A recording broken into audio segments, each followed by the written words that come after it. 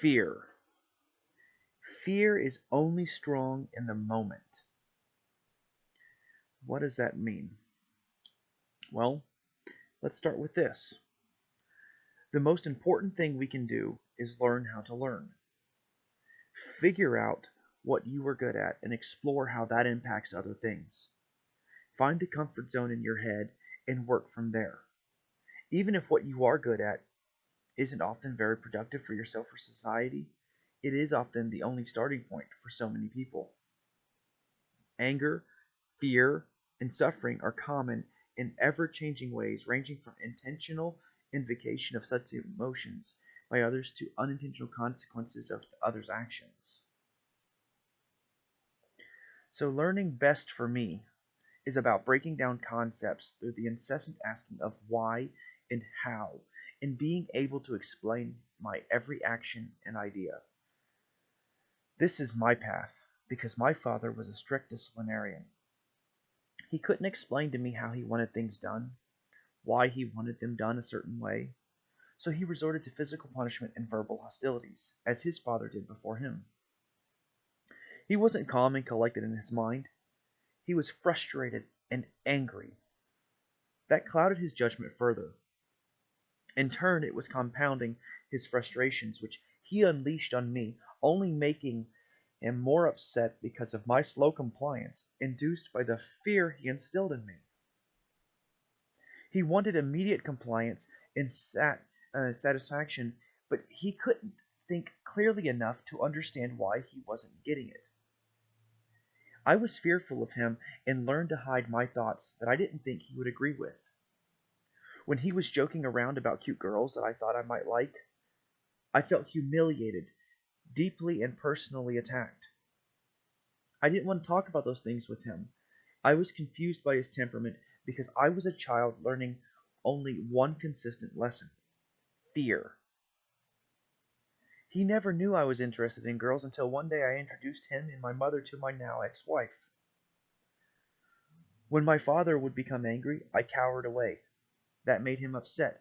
It infuriated him in a way that I wasn't able to fully empathize with until I had my own teenage child to teach. When she refuses reason, it upsets me because I want to help, just as my father did with me. Though unlike my father, I didn't yell at my daughter. I break down concepts and discuss the importance of what it is I'm asking her to do. I'm closer to my daughter than I ever was to my father, whom I'm now all but estranged from because I made the time to self-invest. And what did my father's insecurities grant me? Well, something similar to the way public schools create educational standards. My father's actions, like those of popular Prussian model school systems or the Aachen, created a fearful order follower in me. I obeyed to avoid punishment, and despite insistence that I was disobedient and out of control, fear was my motivation to learn, not honest curiosity. Fear stifled my ability to learn faster. Fear kept me in hiding from attempts to make me interact more with my family and classmates.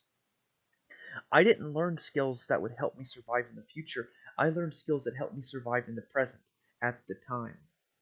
And when I realized in my mid-20s that I was more than 500 miles away from him and all those whom I feared, I had my first epiphanies. It was then when I began to think about why I was afraid. It was then when I began to think about what they could no longer do if I simply didn't pick up the phone to listen. And guess what? It's similar to how government works.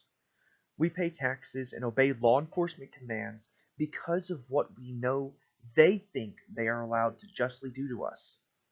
They have power because we fear them.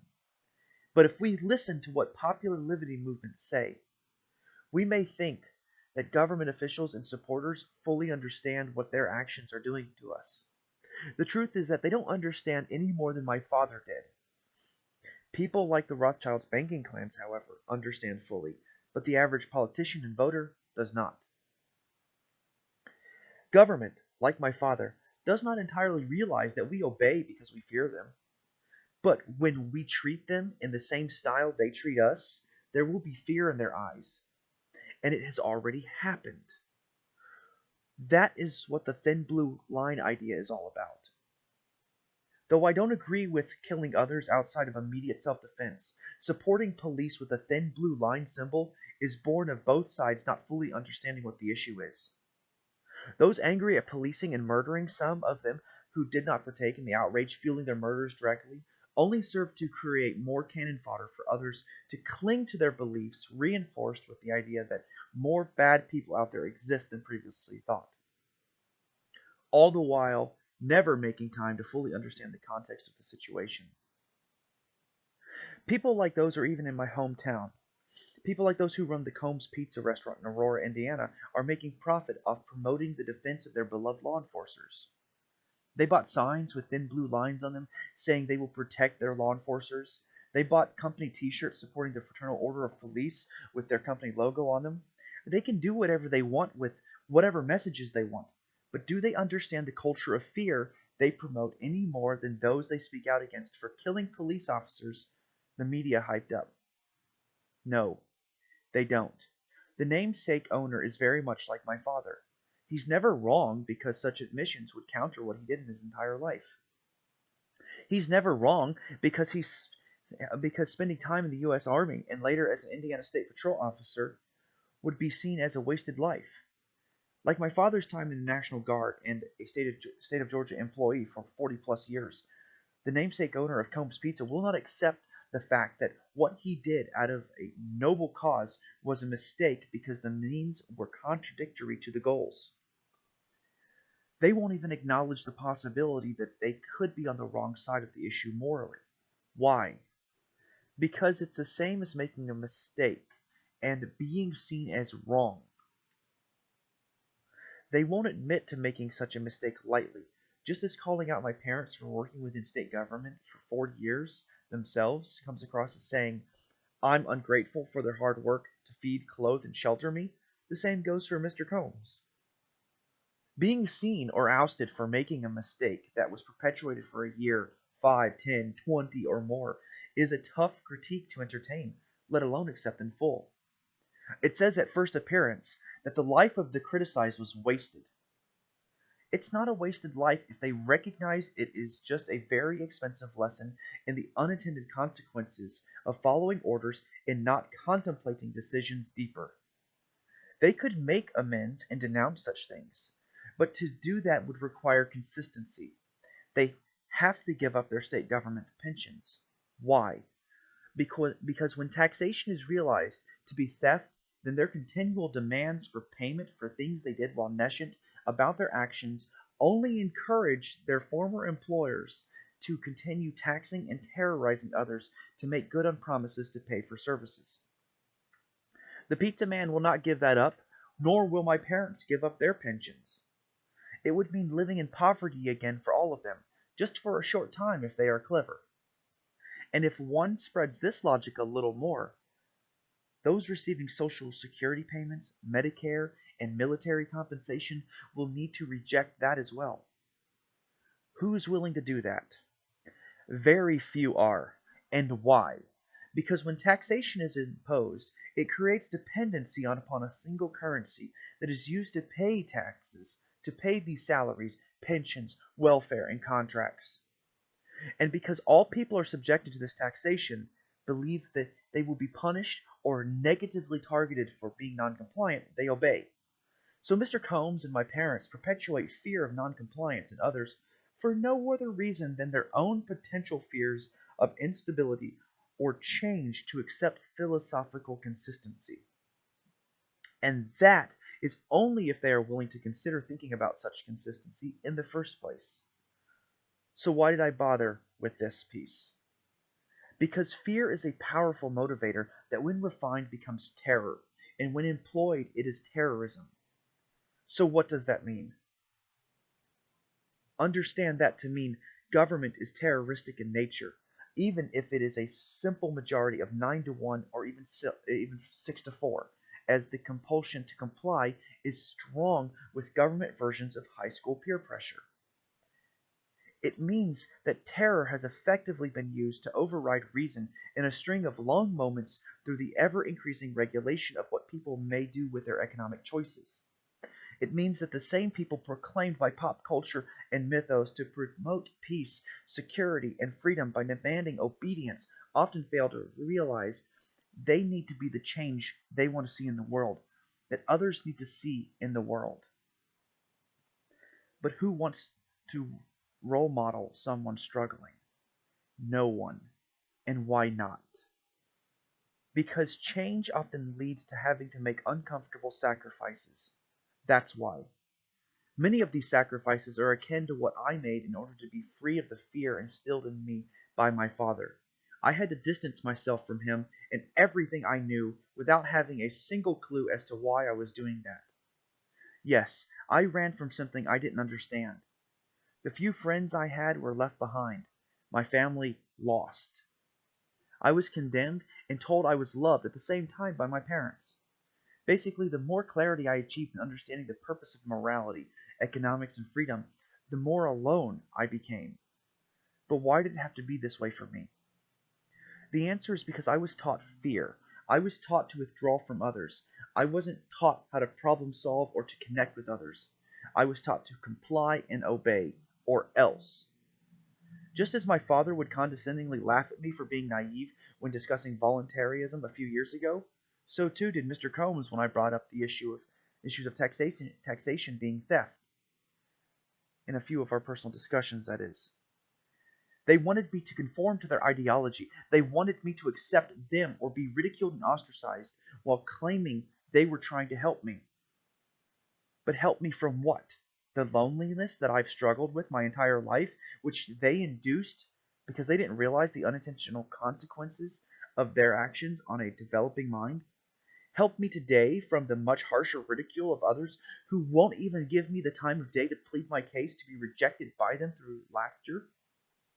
Or help me to avoid the fear they are teaching me about why I should conform to something they repeatedly told me was unavailable for me to comprehend since I didn't join the military and do what they did.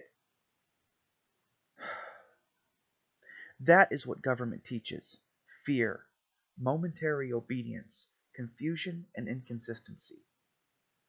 But advocates of government are not sociopaths, like so many people in popular liberty movements and social media will have us believe. They are not demons. They are not all mean-spirited people. They are almost all nescient, without knowledge and understanding of what their actions do to others, but they're not inhuman. Government is not the problem. Nescience is the problem. So while I was smacked in the face and told fire is hot as a kid, my daughter was carefully monitored in an interaction with it. She learned how to interact with fire through patience, respect, and compassion. I was taught through fear and conformity, devoid of critical thinking, to understand why. And that is what government does versus what freedom does. The unintended consequences of our actions that do not operate with a transparent path of thought progression to show how our means do not counter or contradict our goals becomes the very tool by which others will use to justify walking away from us and digging in their intellectual heels to resist us. This is why so much freedom, or so many advocates of freedom, fail, because our defense of it is so lacking, because our ability to clearly explain it is clouded. By offering people clarity in thought, we give them a choice. They can make the time to change themselves after seeing how an idea works from start to finish potentially, or they can reject changing themselves. No matter the choices they make, they are their own. And if we present the information to them in such a manner that is reverential of peace, creation, and compassion, then we can do no more than to be there when they are ready to take their first steps into a larger world of comprehension. And of course, defend ourselves as best we can in the process to simply stop the violence. To offer a little more clarity, the noblest goal of all organizations promoting defense is built around protection. Protection of what or whom? Islam does this for a certain group within its own parameters. The men generally. Christianity does this for those who are Christians. Government governments do this for those whom obey them. The noble sentiment is in protecting others, but their means often contradict their goals.